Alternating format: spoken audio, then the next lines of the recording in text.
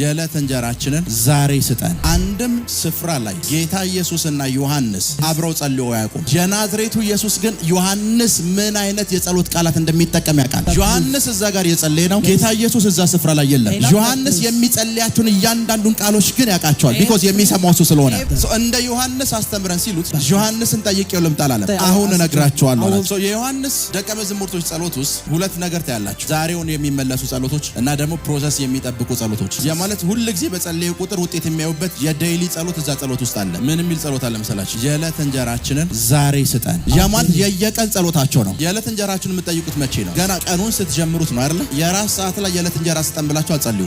የዮሐንስ ደቀ መዛሙርቶችና ዮሐንስ ይጸልዩ ማለዳ ተነስተው የዛሬ እንጀራችንን ስጠን ይላል። እግዚአብሔር ሁሉ ጊዜ የዕለት እንጀራቸውን ይሰጣቸዋል። ክፉ አሳልፈህ እንዳሰጠን ከክፉ አድነን። እዚህ ውስጥ ክፉ ተብሎ የተጠቀሰው አንድ ማንነት ያለው አካል ነው። ክፉ አለ እዚህ ጋር፣ ጨለማው አለ እዚህ ጋር ፈተና ውስጥ ከገባሁ እንኳን ፈተናውን ማለፍ ቢከብደኝ እንኳን ለሱ አሳልፈህ አትስጠኝ፣ ከሱ አድነኝ። ቢኮዝ ሁሉ ጊዜ ፈተናዎች ሲመጡ ለሁለት ነገሮች ይመጣሉ። አንዳንድ ጊዜ እምነታችሁን ለመበርታት እናንተን ጽኑ ለማድረግ ይመጣሉ። ሳምታይምስ ደግሞ እናንተን ለመጣል ይመጣሉ።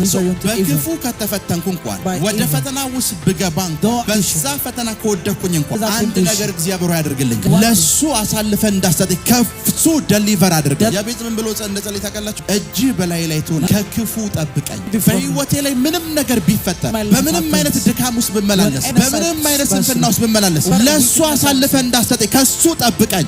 ከክፉ አድነኝ የሚለው ጸሎት የፕሮቴክሽን ጸሎት ነው። ወደ እግዚአብሔር የሚጸልይ አንድ ደካማ አቅም የሌለው ሰው የሚጸልየው ጸሎት ነው። ችግር ውስጥ ሆናችሁ እንዲኖራችሁ ፕሮቴክሽን እንዲኖራችሁ። አንድ ጊዜ እንደዚህ ያላችሁ ሰይጣን አለ እንደ ስንዴ ሊያበጥራችሁ ፈለገ። ሊያበጥራችሁ እንደፈለገ እንኳን እነሱ ያውቁ። ነገር ግን አንድ ነገር ሆነ አለ። እኔ ስላለው ሄደ። እኔ ስለእናንተ ማለድኳል። እኔ ስላለው ሳያበጥራችሁ ሄደ። ከኔ ዘንድ ጥበቃ ስላላችሁ ሳይነካችሁ ሄደ። አፍተር ዲስ ምንም አይነት ችግር ቢመጣ ሳይነካችሁ እንዲሄድ ጸልያለሁ። I pray that it may be peace. ሳይነካችሁ እንዲሄድ ጸልያለሁ። I pray that it may be peace. ሳይነካችሁ እንዲሄድ ጸልያለሁ። I pray that